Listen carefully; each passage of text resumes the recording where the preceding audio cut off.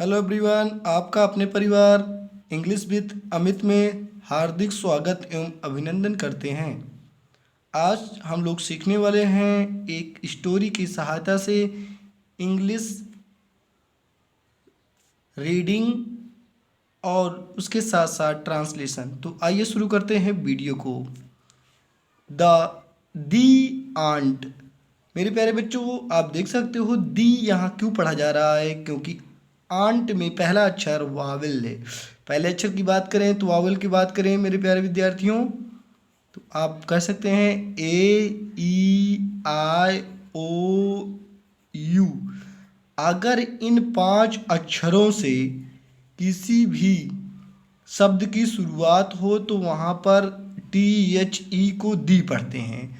और इसके अलावा ऐसे भी आपको मिल सकता है वावल हिंदी के हिसाब से, जैसे यूनिवर्सिटी, तो यहाँ पर आपको पढ़ना पड़ेगा दी यूनिवर्सिटी। क्या पढ़ना पड़ेगा? The university. The ant and the dove. यहाँ पर द क्यों पढ़ा जा रहा है? क्योंकि यहाँ पर पहला अक्षर जो है कॉन्सोनेंट है, इसलिए यहाँ पर इसको पढ़ा जा रहा है, द पढ़ा जा रहा है टी एच ई को। और डब, डब मीन्स क्या होता है? पाख्ता। पाख्ता कैसा? जो सफ़ेद, एकदम बिल्कुल सफ़ेद रंग का कबूतर होता है, उसे हम बोलते हैं पाख्ता। तो इस कहानी के माध्यम से आप एक चींटी और एक पाख्ता के बीच में दोस्ती के रिलेशन को देखोगे। और अगर मेरा वीडियो आपको अच्छा लगे तो आप अपने दोस्तों के बीच में ज़रूर शेयर कर दीजिएगा। इससे मेरा कॉन्फिडेंस बढ़ेगा और मैं आपके लिए वीडियो बनाऊंगा। तो आइए शुरू करते हैं स्टोरी को। It was a hot day. गर्मी का दिन था। A little ant was very thirsty. एक छोटी चींटी बहुत प्यासी थी। She went to a river to drink water. वह पानी पीने के लिए नदी पर गई। आप इसमें वर्ड पावर देखना चाहे तो देख सकते हैं। इट मीन्स होता है यह, वाज मीन्स था, आ मीन्स एक, हॉट मीन्स गर्म, डे मीन्स दिन।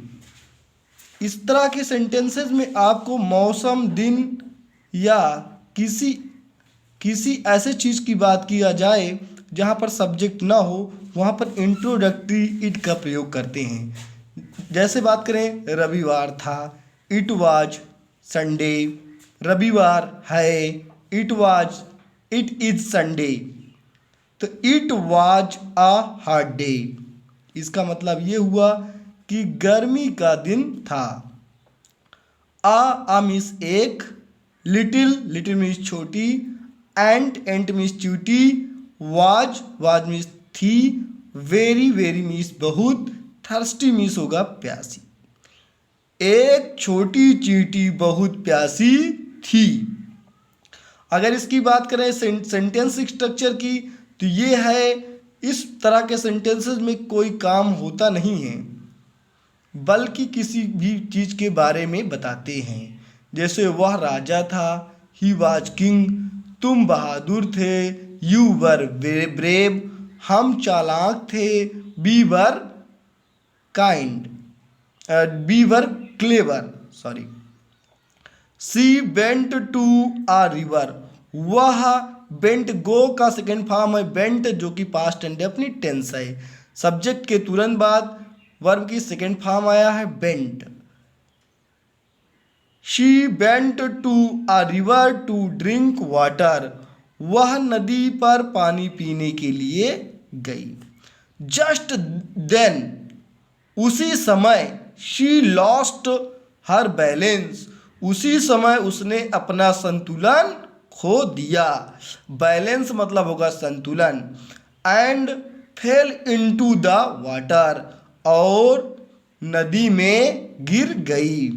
यहाँ पर देखो गति है, मतलब जब व्यक्ति एक स्थान से दूसरे स्थान पर गिरता है या जाता है तो उसमें क्या होती है, गति अवस्था होती है, इसलिए यहाँ पर इनटू का यूज किया गया है।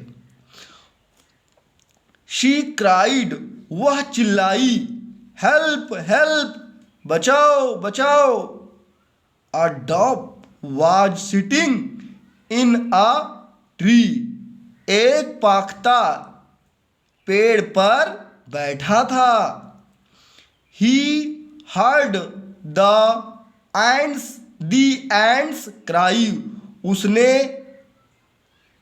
चींटी का चिल्लाना सुना। The dove dropped a big leaf into the water, पाख्ते ने एक बड़ी पत्ती को पानी में गिरा दिया।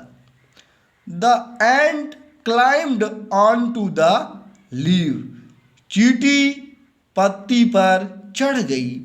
यहाँ पर मेरे प्यारे बच्चों इनटू और ऑनटू में डिफरेंसेस अगर आप जानना चाहते हो तो इनटू क्या होता है, ये भी गति अवस्था के लिए प्रयोग किया जाता है, मोशन के लिए प्रयोग किया जाता है। और ऑनटू का मतलब भी गति अवस्था के लिए प्रयोग किया जाता है। लेकिन ऑनटू का प्रयोग कब करोगे, जब आप नीचे से ऊपर की ओर जाओगे गति अवस्था में, तो वहाँ पर ऑनटू का प्रयोग होगा। जैसे अगर इस सेंटेंस की बात करें, the ant climbed on to the leaf.